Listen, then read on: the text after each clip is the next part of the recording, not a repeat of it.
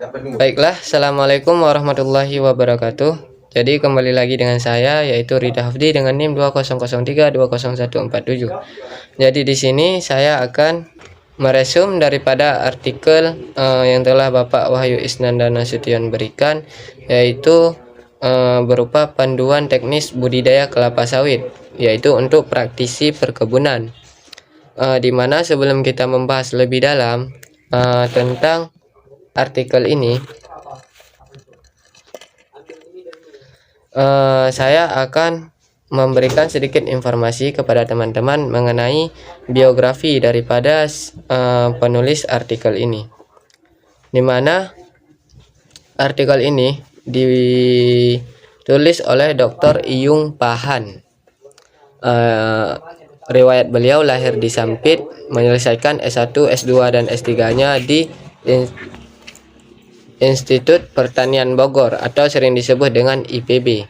Merupakan lulusan terbaik dengan program Magister Manajemen tahun 2006 serta Dokter Manajemen dan Bisnis Sekolah Pasca Sarjana IPB tahun 2011. Setelah hampir 3 dasawarsa, beliau 17 tahun juga pernah menjadi sebagai praktisi di industri kelapa sawit. Tidak hanya itu, beliau juga menjadi agribisnis developer, di mana berperan penting sebagai konsultan manajemen perkebunan internasional. Nah, sedikit itulah daripada artikel yang akan kita resum mengenai panduan teknis budidaya kelapa sawit. Di mana sesudah kita membaca artikel ini, ada beberapa poin yang bisa kita dapatkan. Yang pertama yaitu praktik budidaya yang salah dan tidak efisien, kemudian metode mencapai produksi TBS yang tinggi, selanjutnya panduan mengidentifikasi tanaman abnormal, dan metode pengendalian hama dan penyakit, serta artikel ini juga dilengkapi dengan gambar dan ilustrasi. Baiklah.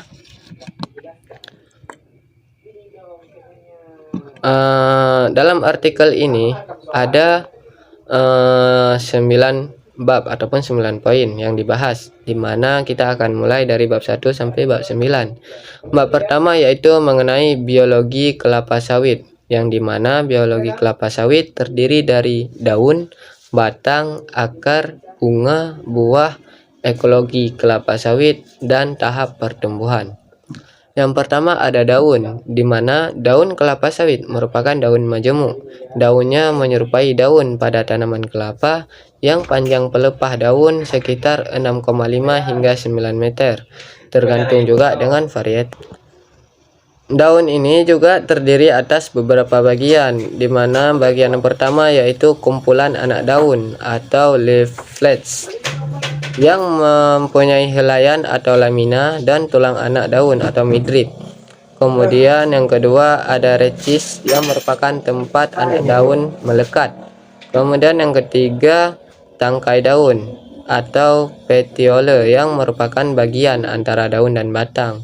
Kemudian yang keempat seludang daun atau sheath, yang berfungsi sebagai perlindungan dari kuncup dan memberi kekuatan pada batang. Kemudian yang kedua batang. Batang kelapa sawit berbentuk silinder dengan diameter sekitar 20 hingga 75 cm, di mana tinggi batang bertambah sekitar 45 hingga 60 cm per tahun, dan tergantung juga dengan varietas. Batang mempunyai 3 fungsi utama, di mana fungsi yang pertama yaitu sebagai struktur yang mendukung daun, bunga, dan buah. Kemudian sebagai sistem pembuluh yang mengangkut air dan hara mineral dari akar ke atas, serta hasil fotosintesis dari daun ke bawah. Kemudian yang ketiga, fungsi daripada batang yaitu kemungkinan juga sebagai organ pertumbuhan zat makanan. Kemudian yang ke poin selanjutnya daripada biologi kelapa sawit yaitu akar. Akar berfungsi untuk menunjang struktur batang di atas tanah, menyerap air dan unsur-unsur hara dari dalam tanah, serta sebagai salah satu alat respirasi. Sistem perakaran kelapa sawit merupakan sistem akar serabut, terdiri dari akar primer, sekunder, tersier, dan kuarterner. Kemudian pembagian akar. Yang pertama ada akar primer yang umumnya berdiameter 6 hingga 10 mm, keluar dari pangkal batang dan menyebar secara horizontal dan menghujam ke dalam tanah dengan sudut yang sangat beragam. Kemudian ada akar sekunder berdiameter 2 hingga 4 mm, akar kuarterner berdiameter 0,1 hingga 0,3 meter. Selanjutnya itu bunga. Kelapa sawit merupakan tanaman monoecious atau berumah satu, yang artinya bunga jantan dan bunga betina terdapat pada satu pohon.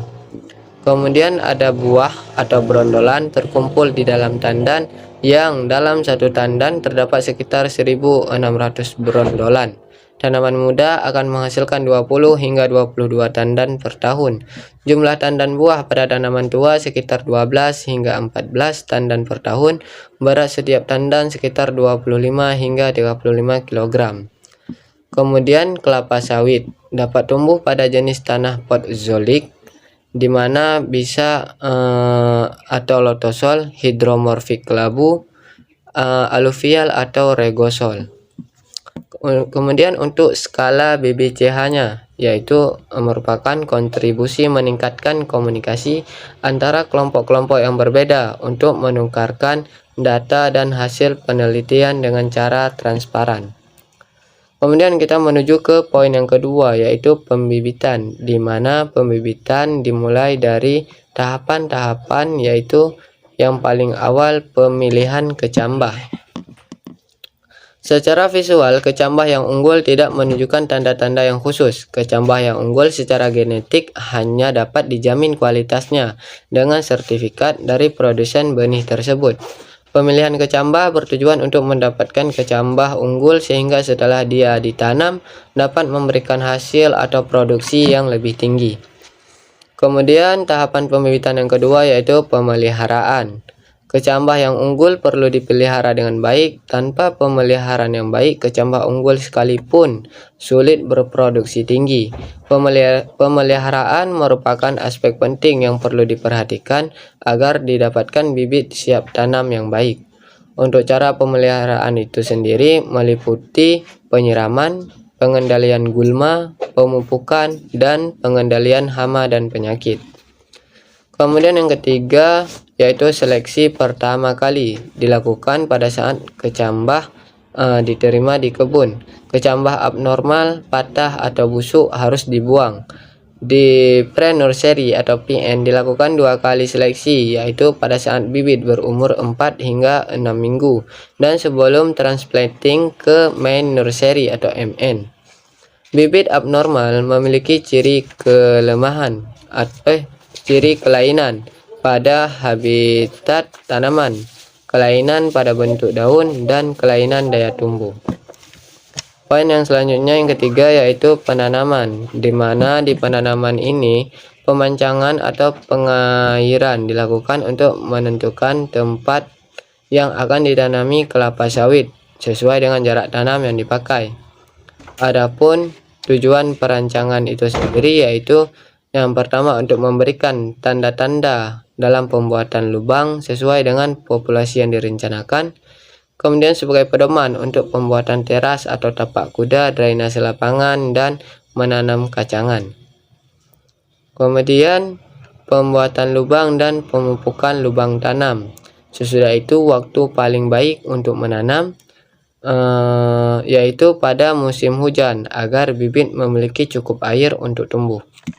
Kemudian poin selanjutnya yaitu bab yang keempat, identifikasi produk. Produk abnormal di lapangan sangat merugikan karena produksi yang dihasilkan sangat rendah atau bahkan tidak dapat berproduksi sama sekali.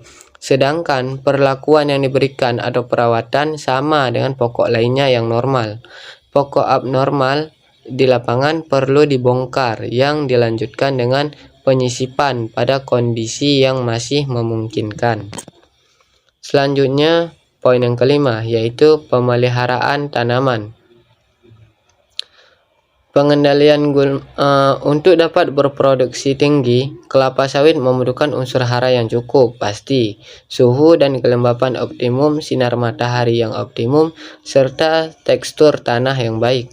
Untuk mendapatkan kondisi tersebut perlu dilakukan pekerjaan konversi tanah dan pengendalian gulma. Pengendalian gulma meliputi pekerjaan-pekerjaan seperti pengendalian lalang, garuk piringan, penyemprotan piringan, pasar pikul, dan lain sebagainya. Selanjutnya, poin yang keenam yaitu pemupukan.